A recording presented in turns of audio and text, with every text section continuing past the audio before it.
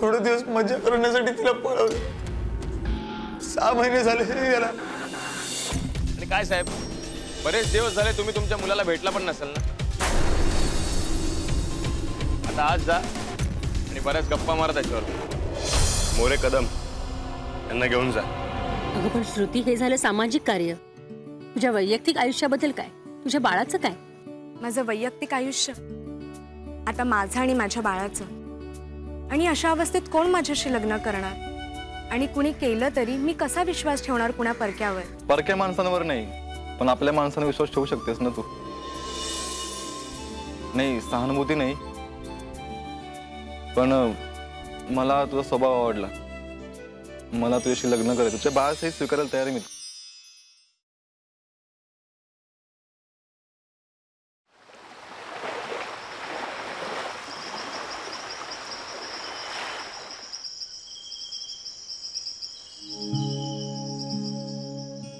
काकू, बरं झालं तुम्ही भेटलात. मी तुमच्याकडेच येणार होते. काय ग प्रभा, काय झालं? काल पेपर मध्ये नाव वाचलं आणि पाहून फार आनंद वाटला. म्हटलं भेटून अभिनंदनच करावं. अभिनंदन काकू. थँक्यू. पण त्या मुलांसाठी हे सगळं करता आलं ना, ह्याचाच आनंद मला जास्त आहे. चल ना घरी, चल ना, आपण मस्त काहीतरी खायला करूया. चल. आले असते काकू, पण जरा अभ्यासही आहे आणि एका मैत्रिणीला भेटायला जायचंय. अगं अभ्यास काय नेहमीचाच आहे आणि मैत्रिणीला नंतर भेटशील. चल ना, आपण खूप मजा करूया. चल. नाही काकू, जरा मैत्रिणीला खूपच गरज आहे माझी. तिला भेटायचंय. काय सारखं मैत्रीण मैत्रीण करते? काय झालंय तरी काय एवढं? खरं तर काकू तुम्हाला सांगायला काही हरकत नाहीये. तिचं लग्न ठरलंय आणि तिच्या घरच्यांनी तिचं शिक्षण बंद करायचा निर्णय घेतलाय. त्यात काय एवढं? तिला लग्नानंतर सुद्धा शिकता येईलच ना. तिचं वयही फार कमी आहे आणि नवऱ्या मुलाचं वय 20 वर्षांनी जास्त आहे. आणि नुकतीच ती 10वी पास होऊन 11वीला ऍडमिशन घेतलंय तिने. काय सांगतेस काय? अगं पण ती तयार कशी झाली लग्नाला? ती तयार नाहीये. तिला जबरदस्ती तयार केलंय. तिचे आई वडील ज्यांनी तिला सांभाळले ते तशी ती आणतच. पैशांच्या मोहापायी लग्न करायला जबरदस्ती तयार केलंय तिला. मुलाकडचे खूप श्रीमंत आहेत आणि म्हणून ते राहायला त्यांना घर आणि गाडी देणार आहेत. मग आपण बोलू याच्यावर आणि काय करता येईल का बघू. बरं ठेवते. हां हे बघ, तू काय घाबरू नकोस. आपण बघूया काय करायचं ते. संपदा येणार आहे, मग आपण बोलूया. चल, आपण हे लग्न होऊ द्यायचं नाही एवढं मत नक्की. खूप दिवस झाले रे, अभिजित इथे फिरकलाच नाही. मला वाटतं ना तो आपल्यावर नाराज असावा. नाराज? अरे त्याच्यासाठी आपण त्या मुलाशी भांडतो आणि आता त्या मुलासाठी तो आपल्याशी नाराज आहे म्हणजे काय? कसं आहे ना, त्याच्याशिवाय आपल्या मैत्रीमध्ये ना मजाच नाही. खरं आहे रे तुझं. त्या दिवशी आपण थोडं चुकीचंच वागलो. आपण त्या अपघाताच्या वेळेस त्याला मदत करायला हवी होती. एनिवे, तो आता येणारच आहे ना. सॉरी बोलूया त्याला, माफी मागू.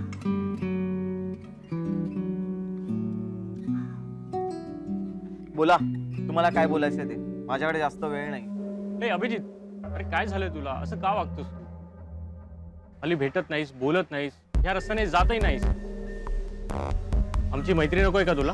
नाही, तुम्ही जास्त आग्रह केला म्हणून शेवटचं भेटायला आलोय.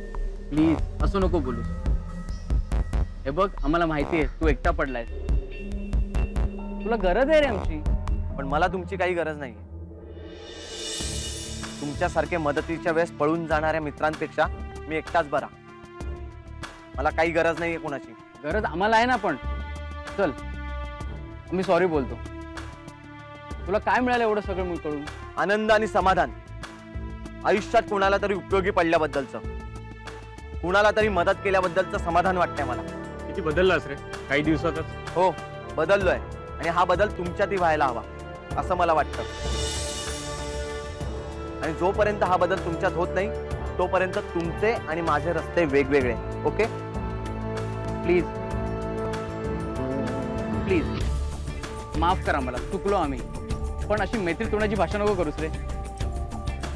तू म्हणतोस ना आजपासून सगळी वाईट कामं बंद, एक आदर्श नागरिक बनणार. चला, जे काय ना ते आपल्या मैत्रीतच आहे रे. जेवढा वेळ आपण आपल्या कट्ट्यावर घालवला ना तेवढा वेळ आपण आपल्या आई वडिलांना पण नाही दिला. ना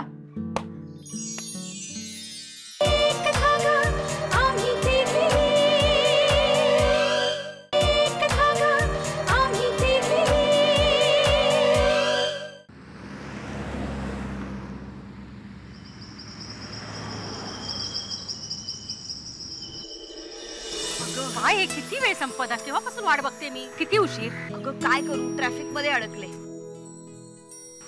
बरं ते जाऊ दे, सांग मला आता काय करायचं, आता कुठे जायचं? हे बघ, मी तुला प्रभानी जे सांगितलं ते फोनवर सांगितलंच आहे. हो हो, पण आणि आता पुढचं जे काय आहे ना ते ती मुलगीच सांगेल आपल्याला. बरं, पण ती मुलगी येणार आहे का इथे? मग ती कशी येईल? आपल्याला तिला भेटायला जावं लागणार आहे. मला एक कळत नाही ना, कसं ग शहाणपण येत नाही. हे बघ, काळ बदलला, प्रगती झाली असं आपण म्हणतो, पण यांचे विचार आहेत ना ते मागासलेलेच राहिले. अरे मुलगी म्हणजे काय समजतात का ही माणसं? मला हेच कळत नाही. बघ ना, आधीच मुलीचा जन्म नकोय आणि तिचं आता जगणंही हरपून टाकतायत ही स्वार्थी माणसं. हे बघ, आपण शांतपणे नीट आधी समजावून सांगूया, आणि नाहीच ऐकलं ना मग बघूया काय करायचं ते. हो ग नाही ना, मला तुझा राग कळतोय ग. काही झालं ना तरी तिचं त्या माणसाशी लग्न अजिबात लावून द्यायचं नाही. अगं, काय दोष आहे सांग ना मला त्या मुलीचा? ती अनाथ आहे हा की ती मुलगी आहे हा? पण मला एक कळत नाही, ती विरोध का करत नाहीये? अगं, विरोध करण्यासाठी ताकद लागते, आणि ती ताकद आपण होऊया. येस, आपणच तिला न्याय मिळवून देऊ. ती बघ, प्रभा आली. चल आपण आता लवकर निघूया. हो हो हो, जाऊया. आणि संपदा काकू, थँक्यू तुम्ही आलात. अगं वेडे, थँक्यू काय म्हणतेस? उलट ही माझ्याकरता चांगली संधी आहे दुसऱ्याला उपयोगी पडण्यासाठी. चला चल चल, उशीर लवकर राहायचं. चल, बरं थँक्यू वगैरे म्हणायचं नाही. मी आत्ताच सांगते.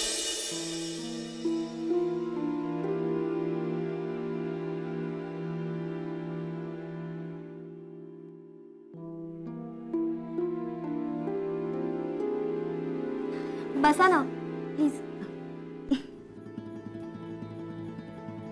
काकू, ही माझी मैत्रीण सीमा. नमस्कार. आणि या माझ्या काकू तुला मदत करायला आल्या. मी पाणी आणते. नाही नको, काही नको. मग चहा टाकू? नाही, काहीच नको.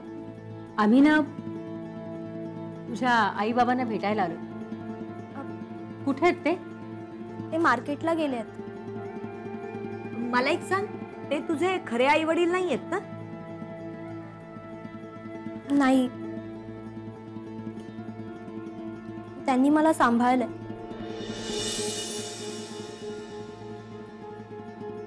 मला फारसं माहित नाही, पण मी अनाथ आश्रमातल्या काकू सांगायच्या.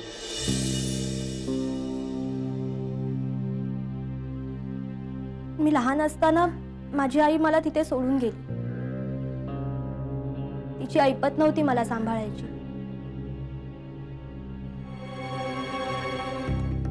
पुन्हा परत ती कधी आलीच नाही. आता ती या जगात आहे की नाही हेही मला नाही माहित.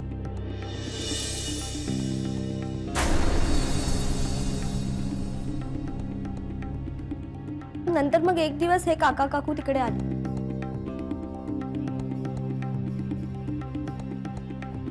सुरुवातीला सगळं खूप छान होतं.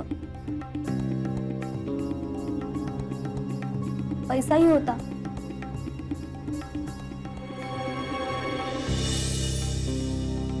पण मग आता ही अशी परिस्थिती आणि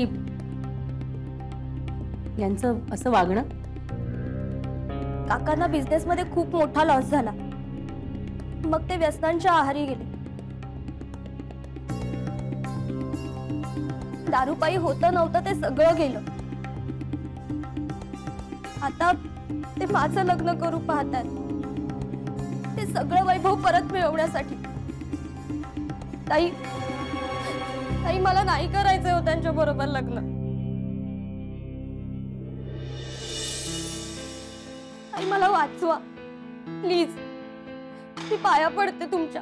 तुम्ही ना मला इथून घेऊन जा. अगं सीमा, अगं अशी रडू नकोस ग. आणि दुःखी तर अजिबात होऊ नकोस. आता आम्ही दोघी तुला मदत करायला चालू.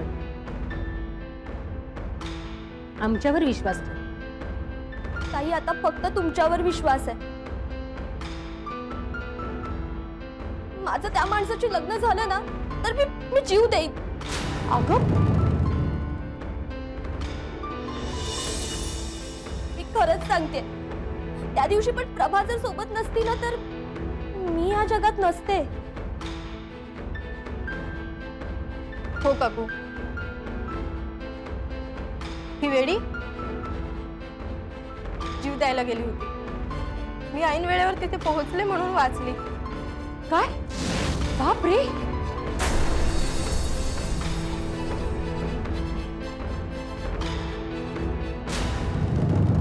वेडी आहेस का तू?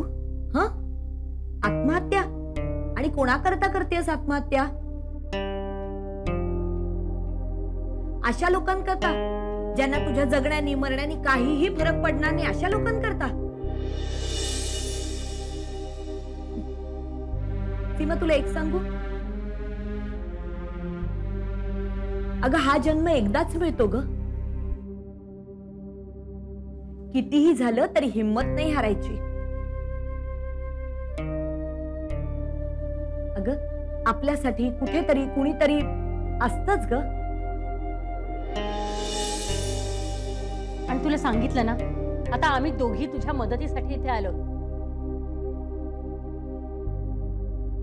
आता बघ तुझ्या आई वडिलांना आणि त्या मुलाला कसा धडा शिकवतो ते. कोण आहे त्या?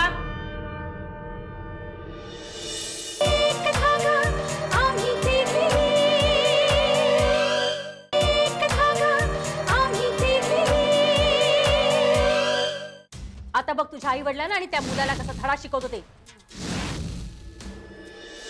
कोण आहे त्या? आणि कुणाला धडा शिकवायचा आहे? आई तुम्हालाच धडा शिकवायला आलो मी.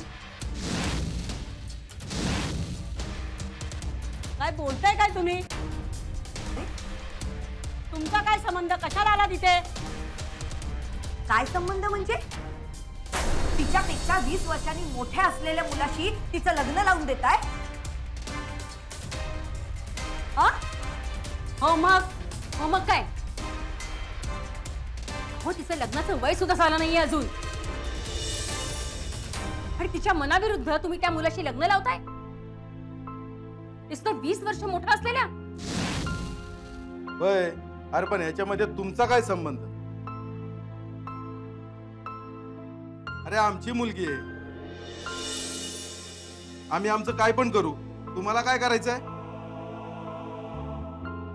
अरे वा, चांगली गोष्ट आहे ही. आधी दारू पिऊन सगळं संपवलंय आणि आता सुद्धा दारू ढोसून आलाय.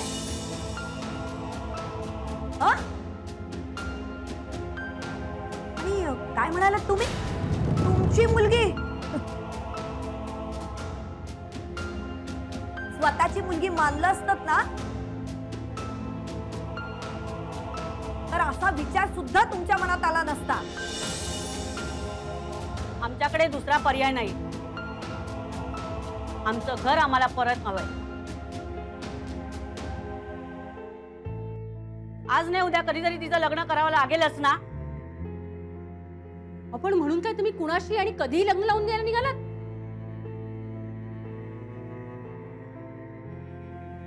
हो, अजून ती लहान आहे. तिची शारीरिक आणि मानसिक तयारी झालेली नाहीये लग्नासाठी. हो, तुम्ही सुद्धा एक स्त्री आहात. तुम्हाला हे कळायला नको?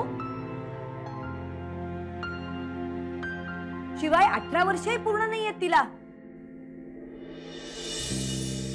त्यामुळे हे लग्न बेकायदेशीर आहे. हो, अरे असू द्या. प्रपंच करायला पैसा लागतो, माहिती आहे ना. आणि तुम्हाला आता आमची परिस्थिती कळलीच असेल. हे सगळं तुमच्यामुळेच झालंय ना, तिच्यामुळे नाही ना. मग तुम्ही कमवा ना 4 पैसे. तिचा बळी कशाला देताय? हे बघा, हा आमचा वैयक्तिक प्रश्न आहे. आम्हाला पैसा हवाय, आम्ही काही करू. त्यात तुम्ही दखलबाजी करू नका. आता इथून निघून जा. हे घर माझं आहे. हे बघा, आम्ही इथे काही राहायला आलेलो नाही होत. तुम्हाला समजवायला आलो. बघा, बऱ्या बोलानं तुम्ही आमचं ऐका. आता आमच्याकडे बरेच मार्ग आहेत. ए बाई,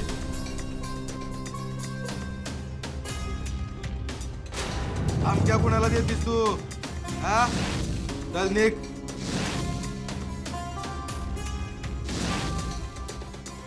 तुला काय करायचं ना ते करून घे. आम्ही हे लग्न करणार म्हणजे करणारच. चल निघ.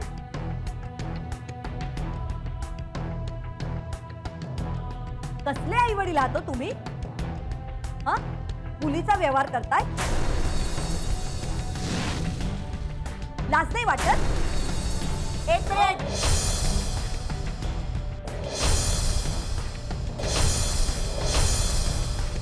मागे मागे राहायचं.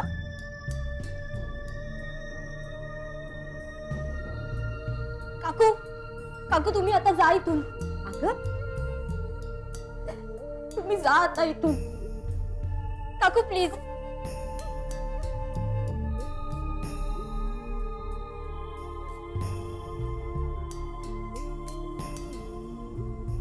हे घर माझं आहे. चला आता निघायचं इथून. चला.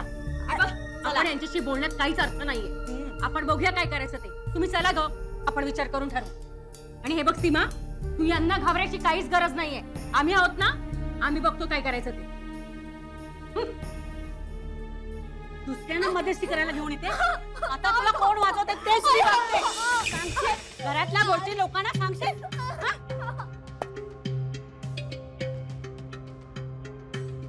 काय गहे, काय गहे. एवढी माणसं शिकली तरी अडाणी ती अडाणीच. परिस्थिती माणसाला हतबल बनवते. पण योग्य निर्णय घेतला तर त्यातून सुद्धा मार्ग काढता येतो. नाही तर काय, सरळ सरळ अंगावर धावून येतात म्हणजे काय. यांना ना शांतपणे समजवण्यात काहीही अर्थ नाही. चांगली अद्दल घडवायला हवी. माफ करा काकू, माझ्यामुळे तुम्हाला हा सगळा मनस्ताप झालाय. अगं वेडी आहेस का? तुझ्यामुळे काहीही झालेलं नाहीये प्रभा.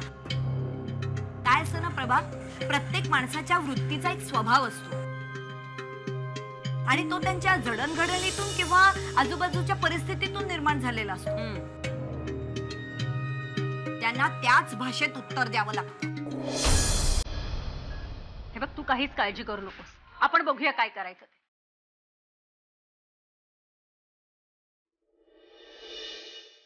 आम्ही तक्रार नोंदवायला आलो. कोणाच्या विरोधात? या मुलीच्या आई वडिलांविरुद्ध तक्रार नोंदवायची. तिचं लग्न जबरदस्तीने करून देत आहेत. ही अल्पवयीन असून सुद्धा.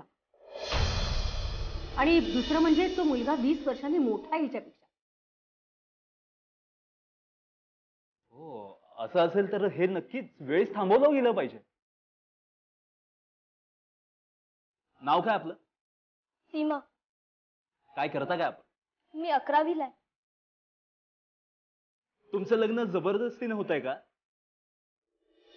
नाही, यासाठी घरातून तुमचा शारीरिक छळ वगैरे होतोय का?